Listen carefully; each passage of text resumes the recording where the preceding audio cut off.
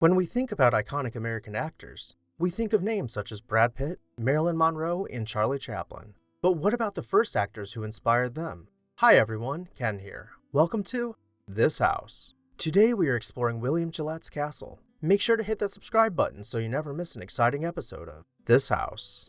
In 1853, William Gillette was born in Hartford, Connecticut, the son of Francis Gillette, a United States senator who fought for abolition and women's suffrage. His political views attracted people such as Mark Twain and Harriet Beecher Stowe to his inner circle. These people were fundamental in shaping the young mind of William as he grew up. When he turned 20 years old, he began dabbling with acting, before taking a job down in New Orleans working for a stock company. One day, he received a letter from Mark Twain asking him to return to New England. Mark Twain had written a play called The Gilded Age and wanted to give the young William Gillette his debut moment on the stage. William was ecstatic. He quickly returned home and informed his father of Mark Twain's offer. Francis did not approve of his son leaving the business world to start a career in acting, but nevertheless offered his support by giving his son a modest allowance to help him make the transition.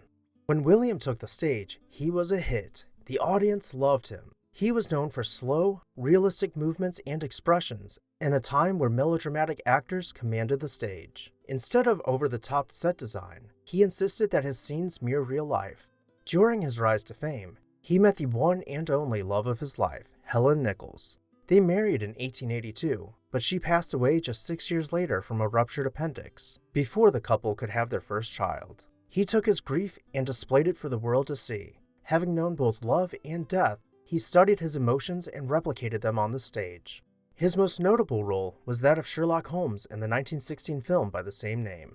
Here, he set the tone for how Sherlock Holmes would be portrayed over the next century. He invented the mannerisms, clothing, and attitude that would set the basis for the character in the countless renditions of Sherlock Holmes. By this time, he was not only one of the most popular stars, but one of the wealthiest. With his money, he decided to build a house as eccentric as himself. It took 10 years to build and was completed in 1924.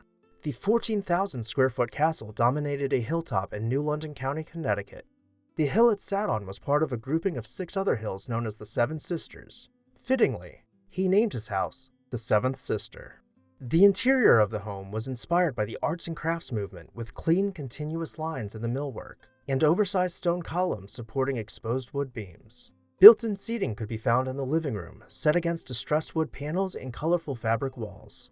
The library contained built-in floor-to-ceiling bookshelves set against wallpaper with diamond-paned windows set below exposed beam ceilings. The fantasy-inspired castle even contained whimsical wooden mechanisms for opening and closing doors, including wood locks.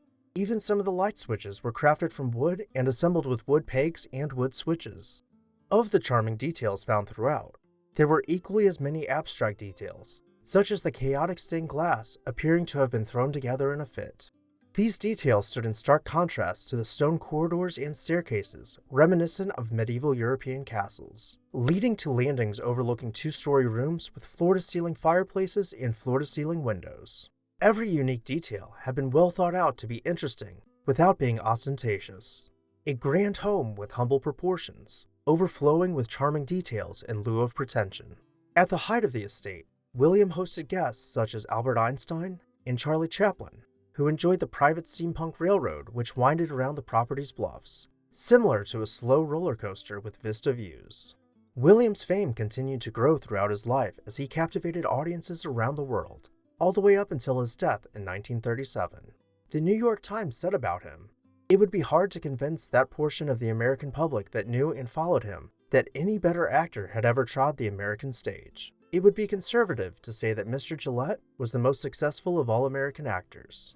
Today, the Seventh Sister is open to the public as the Gillette Castle State Park, where visitors can enjoy the 184 acres of natural beauty and tour the interior of the castle. Which details were your favorite?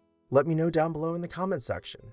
And while you're there, make sure to hit that subscribe button so you never miss an exciting episode of This House. I would also like to take a moment to say a special thank you to our This House supporters whose names you can see on screen right now. If you would like to see your name on this screen, please consider joining our membership program today.